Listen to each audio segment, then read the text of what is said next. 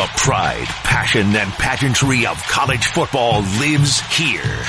This is the Paul Finebaum Show, Hour 4 podcast. Final hour has arrived, and we're really glad you are with us. So let's continue with more phone calls. And Ricky is in Tennessee. Hello, Ricky. Hello, Mr. Finebaum. Thank you for taking my call, sir. Thank you very much. This is my second time through. A few things I'd like to say to the people out there. First of all, I can't prove it, but I told my family over a month ago something strange about this so-called coronavirus, the fact that it seems to, because natural diseases always affect the weakest in our societies, and it's hitting the sick and the old. But it wasn't hitting the young with problems, and it wasn't hitting the children who immunity systems haven't quite developed. And I always thought that was odd. And now we're hearing all these rumors about this may have come from a Wuhan lab. Something to keep in mind as the days and weeks go by. But as I told you, this is only my second time to get through. I was a big Tennessee fan, loved college football, and I would hate it if the season was put off. But I'm not a big fan of having a season without fans like you are, Mr. Finebaum. But I just want to relate one thing. When I was a kid, in 1971, I was 10 years old, first started listening to football on the radio, Mr. John Ward. I'm sure you remember him. Oh, sure. And he was so good at giving football. I mean, you could picture what was happening in your mind as he recalled, as he broadcasted across the radio. He was so great. Bob Kessling's good, but he's not John Ward. But when I was a kid, that's the time span I became a football fan, college football fan. Bear Bryant, Bill Battle, all that. And Condredge Holloway was the quarterback at Tennessee. I didn't know he was the first black quarterback in the SEC or any of that. I was just a kid, didn't care. We went to Nashville. I don't recall if it was 72 or 73, but it was somewhere through there to watch Tennessee and Vanderbilt play. And at that time, Vanderbilt, their locker rooms were actually outside the stadium, if you recall. And you had to come out of the locker room and go through the stadium to get into the field. And my dad noticed Condredge Holloway was standing in the doorway. I didn't notice him because he, didn't have his uniform and helmet on. And so he gave me the program he had just bought and said, go over there and get his autograph. So I ran over there real quick. And sure enough, it was Condredge. I reckon once I got close, I recognized him. And I said, Mr. Holloway, can I have your autograph? And he looked at me and smiled. And he turned around and said, hey, Love, you got a pen. And Emmett Love, who unfortunately I believe is passed on since then, was sitting in there at his locker. And he reached up to the top and got a pen and said, yeah, I got one, and threw it to him. And Condredge called it, and he wrote best wishes, Condredge Holloway, on my program and gave it to me. And I said, thank you, Mr. Holloway. And he just smiled at me. And I ran off back to my dad. And I've always remembered that. And even to this day, when I think of Tennessee football, the first thing I think about is Condredge Holloway. That's a great story, Ricky. And in fact, I remember Condredge very well. We had him on this program not too long ago, and he had just retired from UT. Hey, thank you for sharing it. Kevin is in North Carolina, and you are next. Yeah, hey, Paul. Hope you're staying well, brother. I am. Thank you. Did you know that the Rapture by Blondie was anointed or classified as the first rap song ever? It was recorded. I didn't know that at all. Yeah, it's not a bad song. It's pretty good actually. And Blondie was Deborah Harry, and she still does look pretty good actually. But listen, the doctor you had on a few calls ago, kudos to that gentleman. He Dr. explained Sack. it. He explained it without any political, economic, twist on it, spin on it. That I think he said it 4 or 5 different different ways on air to you. We can't open the country now. There's no way. There'll be a second wave, like a tsunami coming back in, the second wave. It's like handing somebody a Rubik's Cube and saying, fix this, have all 6 sides come out the same color within 3 minutes. I mean, there's no way.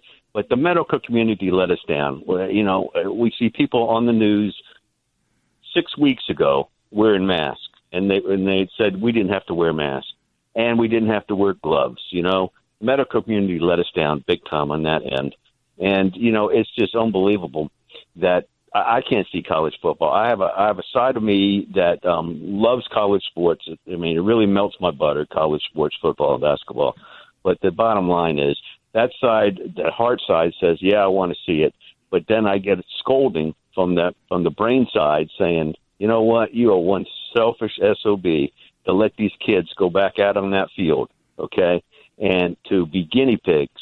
And, you know, I don't think presidents are going to let it happen. I don't care if nobody's on campus. You're going to have to bring the kids back and put them somewhere, you know, have them have classes somewhere.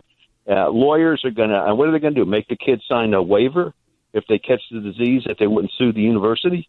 It's not going to happen, Paul. I mean, that's the brain side of me telling me it can't possibly happen. The only thing I see happen is Major League Baseball, where they do get paid, and they would have to sign a waiver too.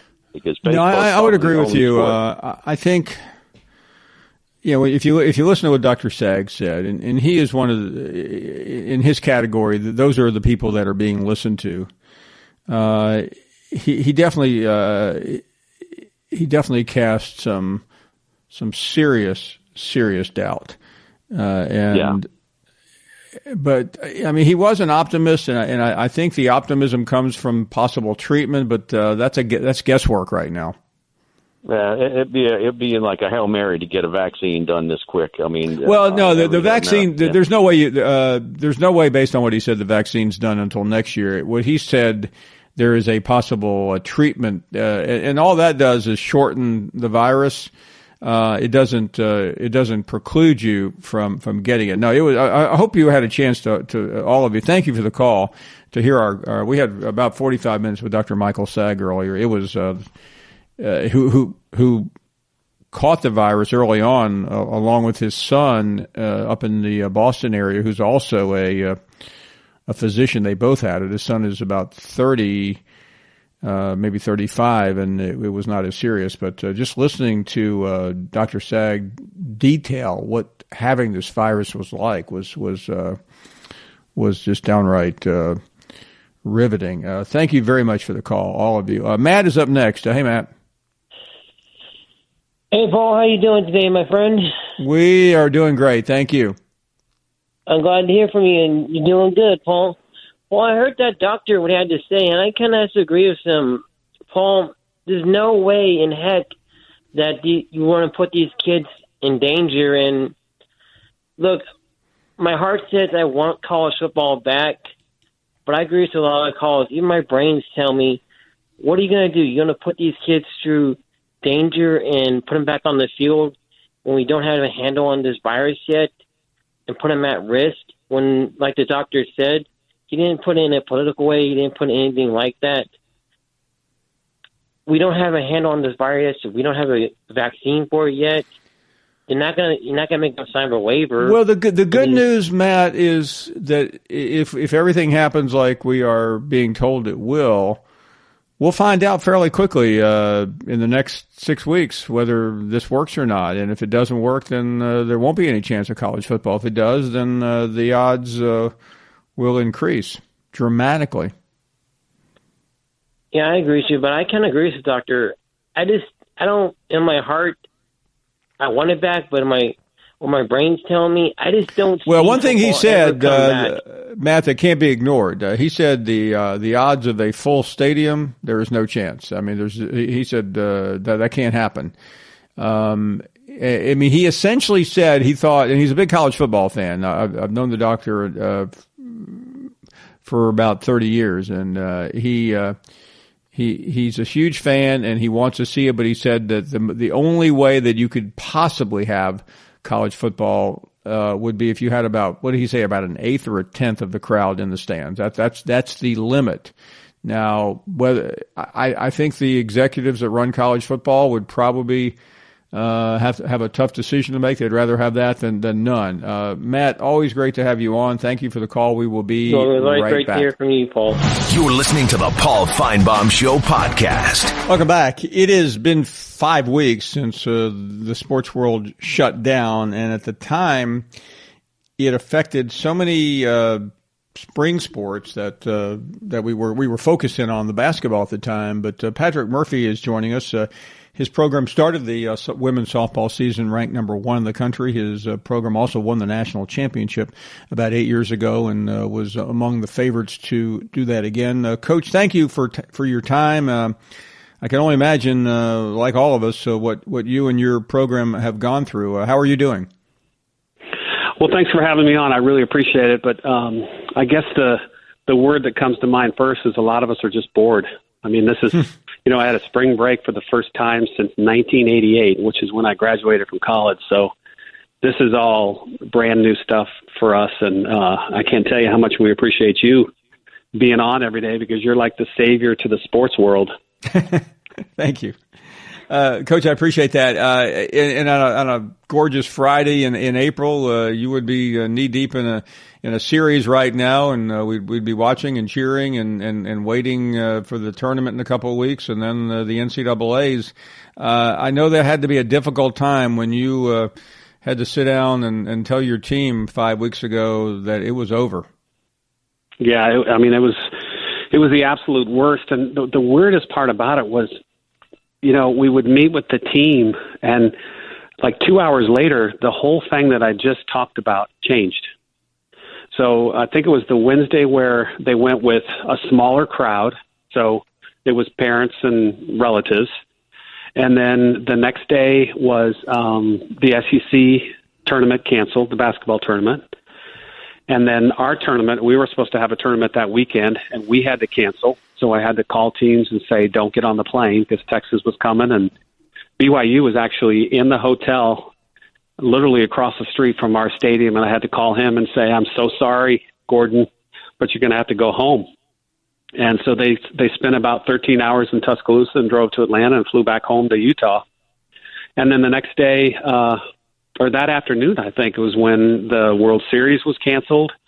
And we literally had 2 team meetings within about 2.5 hours because the first one, I kind of dismissed the team. And then 2 hours later, the World Series was canceled, and we brought them all back again. And I said, okay, whatever I just said, just forget all that. Here's some new stuff. But the amount of information that was coming so quickly, that's the thing that was really the gut punch to everybody. And then, of course, all the seniors, they thought it was over. And one of the hardest things for a softball student athlete, any student athlete, if there's not a future in a pro sport, that's it. And a lot of these young ladies, they start playing 5, and they play catch with their dad in the front yard. And when their college career is over, it is over, and it is a sudden thing. And we were really worried about all of that because, there was no closure. Coach Murphy, we all knew this was going on. It was in the news every day, but as a coach and as someone who's in charge of a lot of young people, were you? Did you stop and think at any point up until those final final 2 days that this could be happening or about to happen? Well, one of my radio guys, Gray Robertson, he reminded me. And I didn't even remember it, to tell you the truth. We were playing a tournament at home, and it was February. And, our radio guys come down and get the pregame interview. And I elbowed, fist pumped with both of them. And I guess I said, hey, coronavirus, no more handshakes. And I didn't even remember that I did that, but he did. So that was probably around February 20th. And then, the gentleman in the NBA contracted the virus, and then it just kind of snowballed from there. And, the first thing that they told us was, we were going to put a hold on everything until March 30th. And we were supposed to play the United States Olympic team on March 31st. So I told the team, I was like, wow, what a comeback this is going to be. The next game back is going to against the number one team in the world. And we're going to have 4,000 people at the Rhodes House, and it's going to be awesome. And, we'll take a couple of days off. And then, boom, everything was canceled.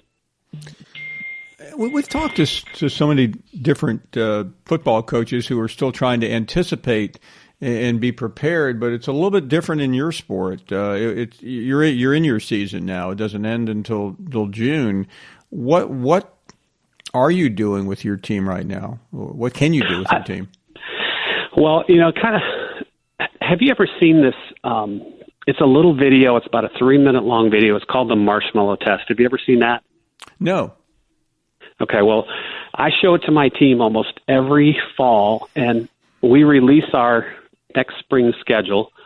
My SID is very smart. He always says, do it in the open weekend of Bama football because there's no sports coverage in the paper and we'll get front page. So we do that every fall. And we release our schedule for the next spring. Well, we get good coverage. It's all on social media. And every single time, invariably at the clubhouse, when the team comes for practice that afternoon, they all read it on Twitter. And every single time I hear somebody say, oh, man, I want to play tomorrow. I can't wait. The schedule's out. And this is October. And so I bring out this little video, and it's a Stanford researcher from a long time ago did this study with little kids, and they would bring a 4 or 5-year-old little boy or little girl into a room, just a table and a chair. They'd sit on this chair. The researcher would come in with a plate, and she had a marshmallow on it. And she'd say, Paul, you can eat this marshmallow right now, or if you can wait 15 minutes, I'll come back and you can have 2, and you can have them right there. So the researcher says, do you understand that? You okay? You okay? And the kid, looks up like, are you really going to make me do this? And it is hilarious. It's cute. It's just a great little video. So the lady leaves, and then 15 minutes later, they show her coming back in the room, and the kid is just agonized that he can't eat this little marshmallow. And she'll say, you did great. And then from behind her back, she gives him the second one, and then boom, they're gone within 3 seconds. So it's kind of like that. This is teaching us that all of us have to have a little patience, a little more discipline, a little more grit, because something bigger is on the horizon here. The best is yet to come. I keep telling the team, there's bigger fish to fry. This was a tough situation, but we have something to look forward to. Everybody does. The whole sporting world has something to look forward to, and we need to be like those little kids in that video and say, I can do this. I'm going to wait. I'm going to have the discipline. I'm going to have the patience, and it's going to happen. We got to put in the work. And every fall, I say that to the team because I was like, I know you guys want to play right now, but we have like 4 more months to practice and weights and conditioning, and you got to go to school.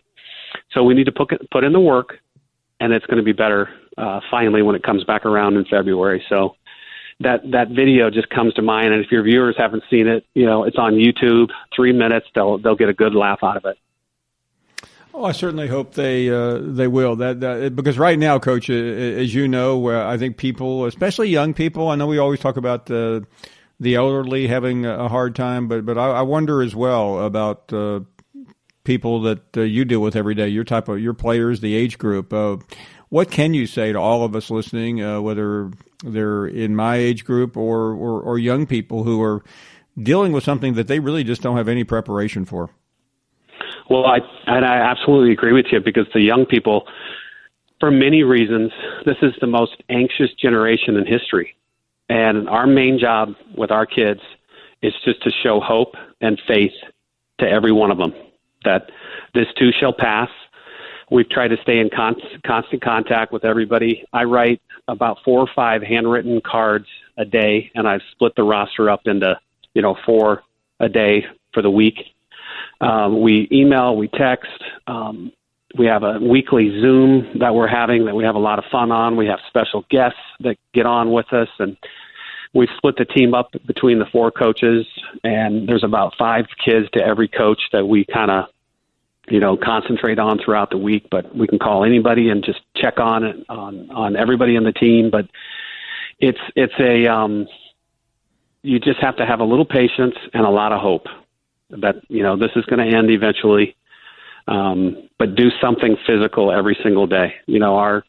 Our team is in a good shape. They're doing well academically. I think everybody's in a good place, to tell you the truth.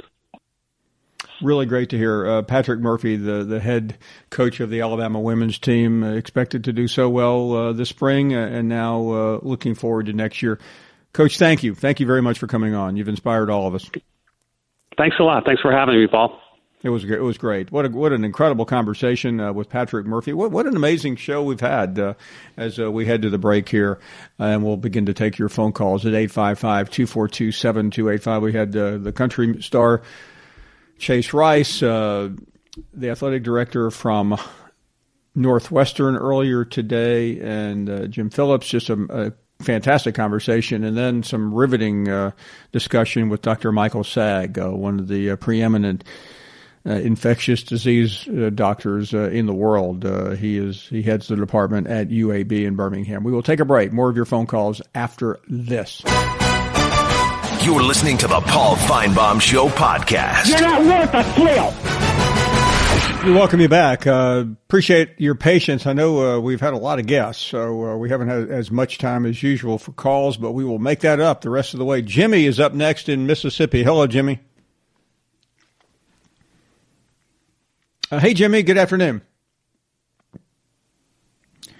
Let me try Charles next in North Carolina. Hello, Charles.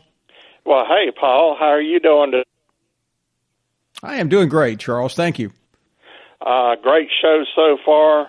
Enjoyed the last 2 weeks that you've been back on the air. Oh, it was a desert out there without your show on. Thank you so much for saying that.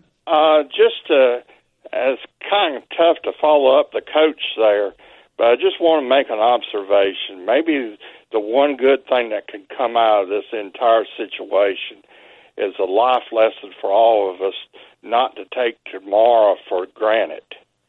Enjoy what we have for each day.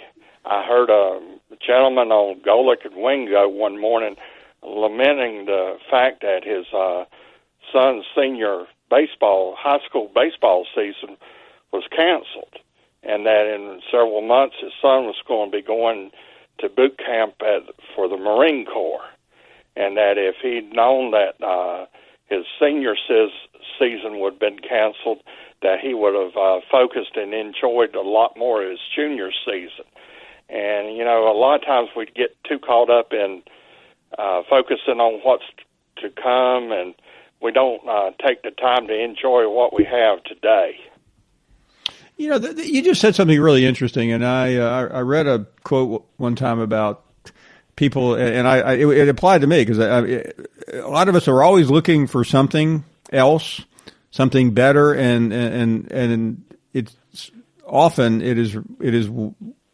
it's right there in front of you, and I'm really glad you said that, and I didn't do justice to the comment, but it is so true, and I think we've had a couple of inspirational comments from the coach and the country music star earlier about enjoying today. I mean, I know we all want things that we don't have, but it doesn't mean today has to be a terrible day either.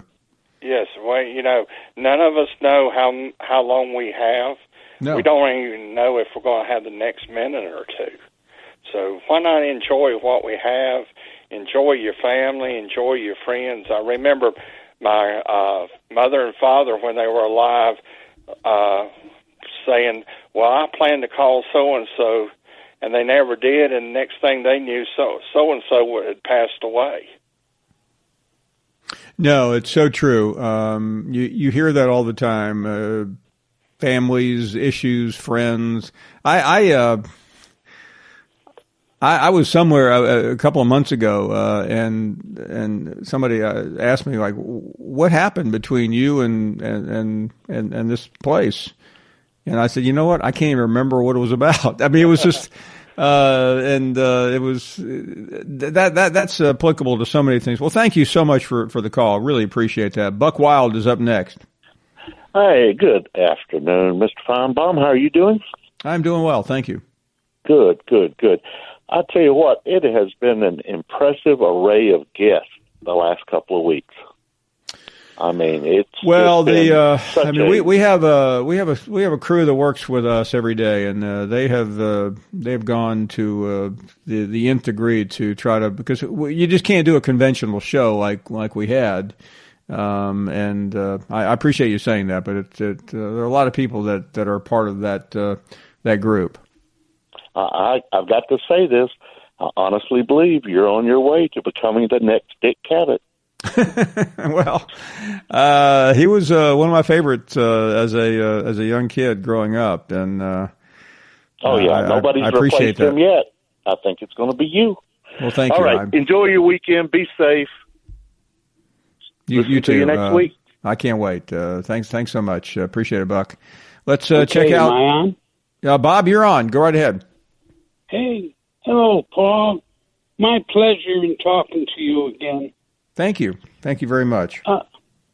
Listen, first of all, let me say I hope you and your wife, your family members, and all your working associates stay free from this evil virus. And what I called for was you have a caller. Paul, you there? Yes, sir. Oh, I'm sorry.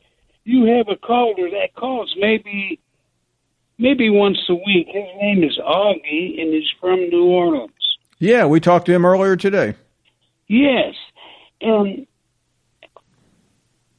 back in the late 70s, I used to be a big fan of New Orleans baseball team. Mm-hmm. And there was a guy named Augie Schmidt, and he played shortstop for New Orleans, and he was my favorite player. I'm just wondering if this is the same Augie. I don't know, but I'll ask him. I should have mentioned his last name. Yeah, Augie, I think it was an attorney. I don't know if he is a baseball player, but he could have been. We will find that out when he calls back again. So, Bob, you be well and you take care of yourself and be safe in this crazy world of ours. Jimmy is up next in Mississippi. We tried him a minute ago. We think we have him back. Hey, Paul. Hey, Jimmy. Were you in New York whenever you had your problem, got sick? Yeah, I spent 3 nights from August until late December. I spent 3 nights a week in New York. Well, you probably had that then, didn't you? Yeah, it's interesting that you bring that up, Jimmy. In November, I picked up something. It wasn't the flu because I had the flu shot, and and it wouldn't go away. And every time I was out, the worst day I had, I was at Oxford. It was cold and rainy, and I don't think I had people telling me to get off the show. I literally couldn't talk. And my wife, who's a physician, as some of you may know, she believes I had some strain of this. Again, I wasn't contagious to the best of my knowledge, and that's the one outlier that I'm not sure I understand. But it lasted about 3 weeks, and I was. It lasted longer than that, I should say, but because I wasn't, but it was an undefined illness that nothing would make it go away. But she, I thought about it. I was traveling all the time, but being in New York, I would say it's possible. Okay. Yeah. Well, look, I have been around football all my life. I'm 85 years old. I'm an ex-football coach for about 40 years. Really? And football was my life. It is my life. What type of ball did you coach? Football. Well, no, I mean, what level? High school. High school. Wow. Yeah. And I just this thing. Marcus Spears probably said it better. He said, we don't need to be thinking about football right now. We need to be thinking about saving our lives. Now, he's right. Right. That's exactly right. We better listen to that doctor that you had on there, because we don't need to go backwards. We need to go forward. No, and I understand, as I'm sure you do, Jimmy. I understand both sides of the conversation, but the one thing we don't need is for this to. And you as a coach know this, when you bring a player back, that's the one thing you didn't want was to re-aggravate it before you had a chance to even heal.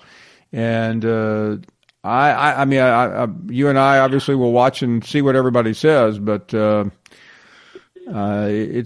about to enter a very tricky period. Yeah. Well, let me ask you one more thing. The man that comes on there sometimes, what's his name, Jim? Yes. I wonder if he ever listens to himself, because the more that he tries to talk, the faster he talks, the louder he talks. He ought to just sit back and listen to himself. I will pass that along to him. Well, Jimmy, you be well. You take care of yourself.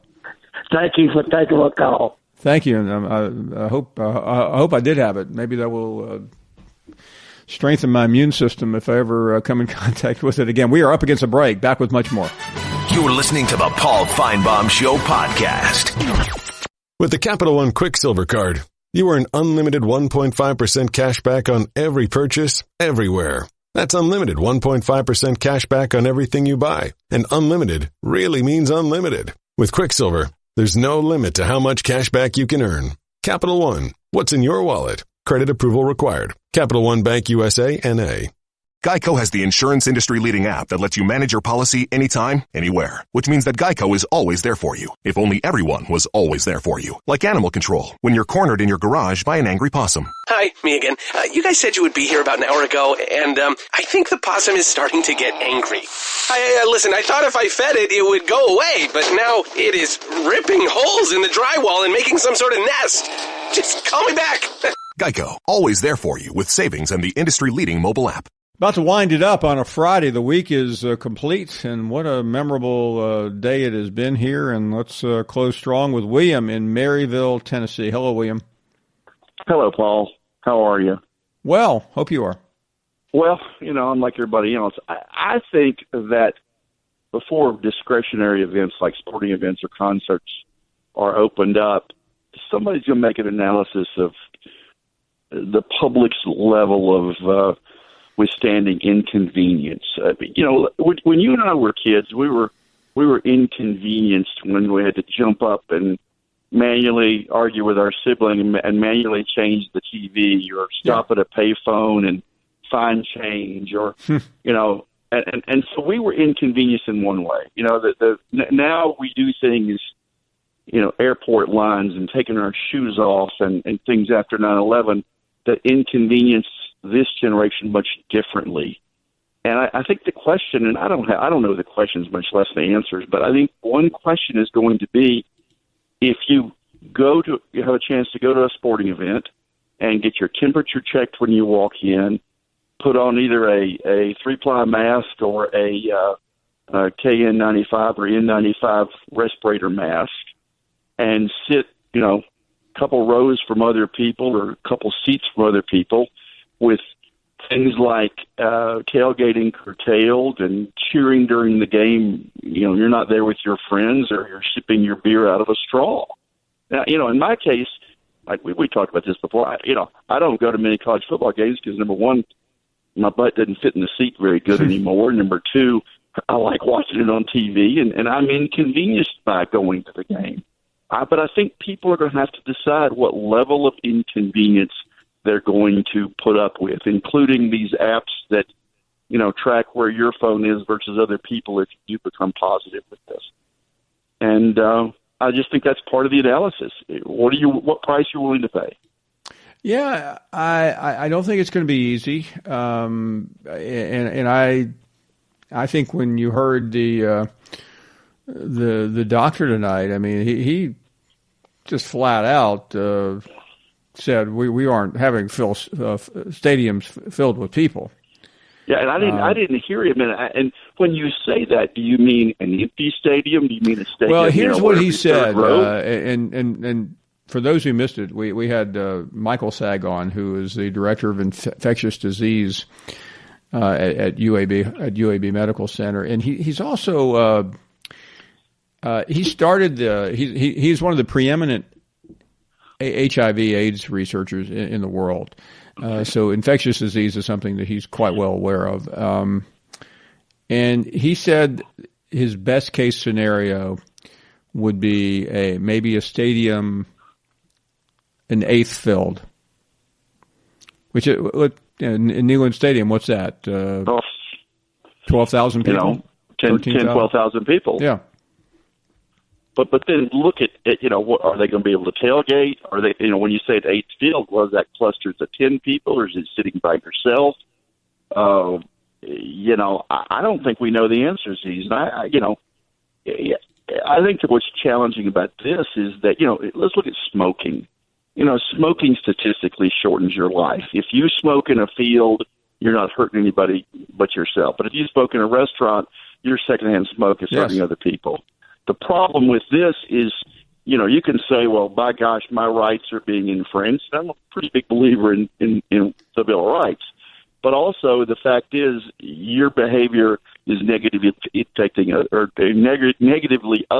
other people by potentially infecting them. And I don't know where that line's drawn, but I don't want to be infected by some careless idiot.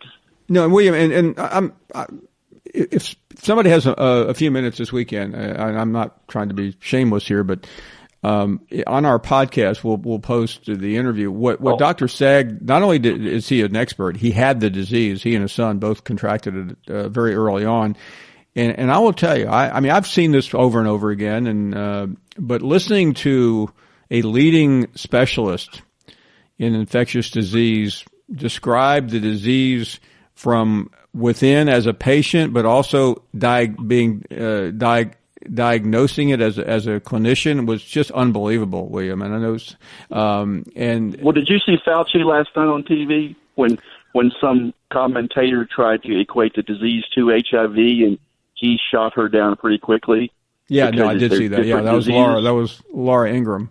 Right. Well, I wasn't going to mention it, but the other thing was, they're now saying that there's potential dementia issues that are maybe catalyzed by the disease. We don't know where this disease is taking us, Paul.